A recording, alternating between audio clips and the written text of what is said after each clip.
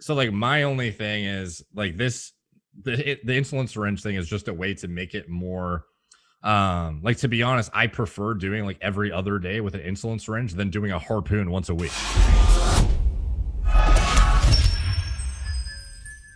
How beneficial is HRT for someone who doesn't need it? So you've got normal test levels, whatever in the middle, and you take HRT. So let's take I'm in the 700s. Let's say I could magically come off HRT and my balls would be normal again. I'm producing testosterone. What kind of muscle difference would somebody see between being like natural in the normal range and HRT in the normal range? Because obviously with HRT, you're going to be always kind of elevated. You get drunk, you don't sleep, whatever. You're feeling great. Yeah. Versus in the other case, it's like it's going to have a lot bigger of an effect. The peaks and valleys, the dips. So we're talking about like the equivalent total T level, basically. Is that what you're saying? Like somebody that's natural. So you have that natural person. They're just like, they're natural. And they're like, well, geez, Greg, it's 120 milligrams a week. I want to go on HRT. Are they going to put on 10 pounds of muscle? Like, what is the big difference here? So you're on HRT, but to me, HRT, even though it's replacement therapy, it's still better than it's better than the replacement. Like HRT is to me almost like a small cycle. It's like the way I see it. Yeah. So like, I can't imagine you would put on more than like 5 to 10 pounds of muscle, probably. Like, I imagine you would gain at least a few. You know, I would have, some of it's going to be temporary weight, of course, because I think you're going to get that influx of just like mineral retention and whatnot. Like when you go on testosterone immediately, like even on TRT, most guys are going to bloat up like a little bit. You know, you get a bit of that extra fullness just from not being natty anymore and having that chronic exposure to testosterone and being, you know, just the processes background that are playing. But yeah, I think you will gain not an astronomical amount, but 5 to 10 pounds of muscle, I think, is realistic, probably. And I imagine this largely is going to come from, like you said, the chronic bleed of hormone that you're getting. No dips, no anything. You can literally drink with your buddies or eat shitty, sleep bad. And not that you're going to grow well if you do that stuff, but I mean, you're not going to have your test levels nuked the next day if you do that. Versus, you know, the guy who's on TRT, everything's just exactly the same, regardless of what he does, if it's bad or good. And then your free testosterone is going to be disproportionately higher from the lowering of SHBG and just having that chronic androgen exposure. And obviously, you can even manipulate that by your dosage frequency as well. Like, how often are you shooting your weekly dosage? You can literally manipulate your binding protein amount just by like how aggressive of how bolus of a shot are you doing versus small micro injection. So yeah, can I ask you a question about that? I just, sure, because I'm personally doing it once a week, an enthate, and the endocrinologist wanted me to do it once every 2 weeks. So I convinced him, like, man, that's like not very, like, that's gonna just go up and down. But obviously, you're gonna have more stable blood levels if you do it even more often. But like, is there a sweet spot? Like, because I feel pretty much like throughout the week, I don't really notice that big of a difference. Maybe day 6.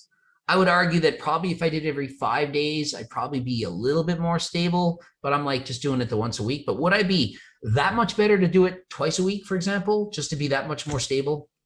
Yeah. So given your SHBG, personally, I would not be doing infrequent administrations at all. Like, the less frequent you do it, the more opportunity you're giving your body to like you're introducing such an aggressive amount of androgens freely circulating into your body because you have no regulating mechanism. So for you, and in addition to that, the higher the dose of androgens in one shot, the further down your SHBG is going to go. So in general, if you wanted that to climb back up, you would want to go to like literally a daily administration schedule. And that sounds daily.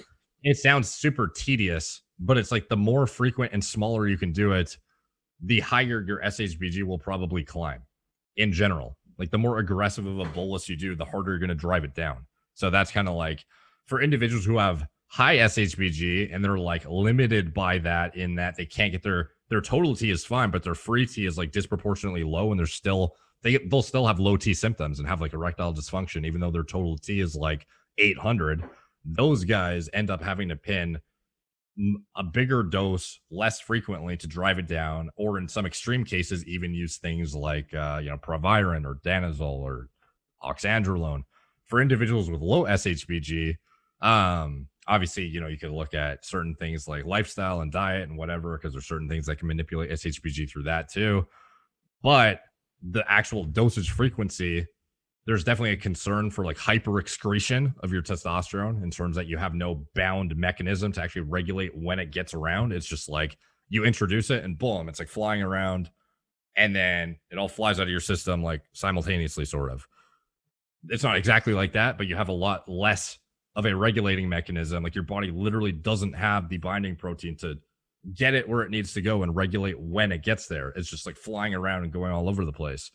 So that some individuals, like, they feel much better when they do frequent administrations when they have low shbg, because it's more of a stable level. So, like, like for individuals who want to do that, I don't know if, I'm assuming you still use like a 1 or a 1.5 inch, like 25 gauge or something, like 27 gauge, 1.25 inch. Yeah. And it's a once weekly injection of 0.6 mLs from a 200 milligram per mil deletestrol. So it would be, I mean, based on, like, I'm just straight up, I feel freaking amazing, fantastic. Like, I feel awesome, but potentially there could be some internal benefits that I'm not aware of, that if I did it, say, I mean, I'm not going to do it every day, but if I did it twice a week, it's going to be a little bit better. And so perhaps my shbg go up a little bit, and overall the inside, like, just be overall healthier, as there's less tests being introduced right away that my body has to deal with, versus having it introduced twice in a week. That's a little bit easier to react to, kind of like eating one big meal a day versus two. That's a lot less food in your belly at one meal, 3,000 calories versus 1,500 twice. It's just easier for your body to handle that. So perhaps it would be smart for me to split that up. Yeah, and one thing that might make this an easier, less burdensome process. I don't know if you've ever backloaded insulin syringes and used those for micro injections, but like for me and a lot of people who do TRT more frequently, if you put the oil into an insulin syringe, it is so painless and non-invasive to use like a 1/2 inch insulin pin and do a shallow intramuscular shot. You might even Would it have to be intramuscular? Could you just do sub Q at this lower level? Because I mean, it's going to be 0.1. Like, it depends. Like, if you're talking about into belly fat or into, like, I've done trend shots with an insulin syringe. So like you're I've done a lot. You're so lean that even if, like, some guys, when they go straight in with an insulin pin to their glute or ventral glute, it is sub-Q just based on body fat. For you, you're so lean, it wouldn't be the case. You'd literally be putting it in stomach fat intentionally to get it sub-Q. So like, you could, but you might end up with little oil deposits that are kind of annoying. Yeah. When I did, like, I was doing like trend shots with 0.3 mils. I remember I don't remember which show prep, but I wouldn't backload. I just jab the 29 gauge in and suck down for friggin' forever, however many minutes, 5 minutes, and then do the shots like that just to try it. And sometimes I get like a bit of irritation when I would pinch. Yeah. So that's not, again, that's underground lab trend with solvents that are irritating too. So like, obviously pharma grade deletestrol with only like point whatever milliliters per every other day or something is gonna be far less problematic. But it's kind of up to you if you decide like, you definitely can use stomach fat if you want. It's just a matter of, does it cause irritation or cause lumping? If it doesn't, like, by all means, you can definitely do that. And some guys do that. So what would be the big difference here? Intramuscular is just going to be absorbed perhaps a little bit quicker than sub-Q. Yeah. So wouldn't we want the slower, because then it would be that slower release? Isn't the slower the better on something that we're doing? Maybe it could be done every other day instead of every day, intramuscular versus sub-Q. Yeah, like, you're already using an enanthate ester bound to it though, so it's like, I'm not really concerned about the length of cleaving of the ester. Like, it's already kind of worked out in itself. But yeah, like, I see what you're saying. In general though, the more you can spread it out, just dosage administration wise, because eventually it's going to absorb, and eventually you're going to hit steady state where everything's absorbing at like a certain rate around your stomach fat, where you're going to be hitting the same, I would imagine, a similar absorption amount overall once it's proportionally, I don't even know how to explain it in a way that makes sense, to be honest. I totally get it though. I know maybe the viewers might not, I get what you're saying. Yeah.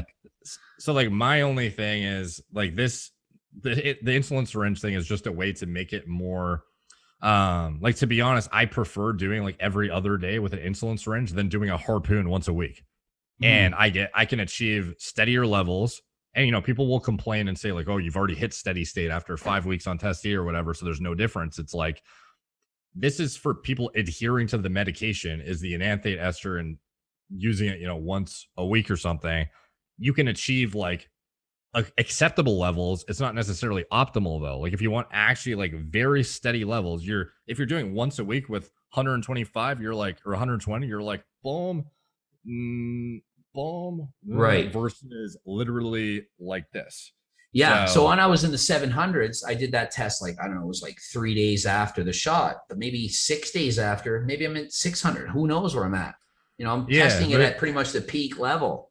but even just above and beyond just what is, your level at the trough and is it acceptable? It's also about like this disproportionate high free test that your brain and heart is dealing with, like Right. all in one fucking massive spike. It's probably not the best thing to be like, I can't even imagine like how redlined your brain is like on day one versus like day 6 or something. You know what I mean? So, Yeah. uh, And perhaps because I'm used to doing like I would do upwards of like 3,000 milligrams in total of everything I was doing, like 4 different yeah, products. So to me, it's like 100, like 120 once a week. It's like in comparison to injecting 3 cc's every day of yeah, something and trying to find a body part to put it in, it's like yeah. such a nothing dose for me to feel like I'm doing right now. But because I've been so abusive in the past. Yeah. And don't get me wrong, I'm not saying to everyone you need to do everyday injections or you need to do every other day if you're doing once or twice a week of your TRT. It's not like that. I'm just saying, like, in the context of, if we're talking about optimization or experimenting with a way to dial in a protocol perhaps more, maybe it's going to be a negligible or non existent difference for you. I'm just saying, like, in my head, if I was thinking, like I'm in a similar boat with, basically the exact same dose and I pretty much do the same thing as you, the actual exposure, like I don't want to be spiking up my T. Like even if I feel good, like it feels good to be on steroids, like my brain likes free testosterone. Like I know that. Does my actual like neurological health and heart and organs though like that much free androgen exposure in like one bolus? Maybe not. And maybe like I can't perceive that because I can't visually see what's going on necessarily. So like for me, I'm just more comfortable with lowest dose possible, like multiple days a week. So the more you can spread it out, the better. And a way to make that a more tolerable, less invasive, annoying experience is these insulin syringes. Like 1.25 or 1.5 inch pin fucking sucks. I hate doing those. Whereas a half inch is like literally you don't even feel it into my ventral glute, boom, done in half a second. It's just like to me, the more frequent allowing me to get away with those tiny little needles is actually like superior in a like even looking like I don't like shooting shit. So like using a smaller needle allowing me to get away with that is worth it in itself, as well as the benefit I get potentially medically from stable levels, not dealing with disproportionately low SHBG or dealing with the potential ramifications of a low SHBG and that chronic elevation in androgens. That's like there's like a few different things that maybe it does nothing, but at best it potentially does a lot of good things.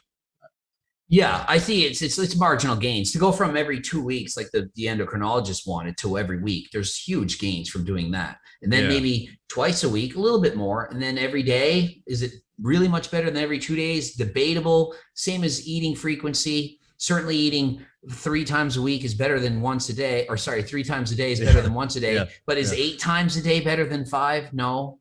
After a while, One it becomes: is there a better point? Marginal gains. One thing I can say too, though, is again, it's individual specific. Like I said, like maybe you'll not have any noticeable difference whatsoever. Some individuals, it's the difference between them needing an AI and not.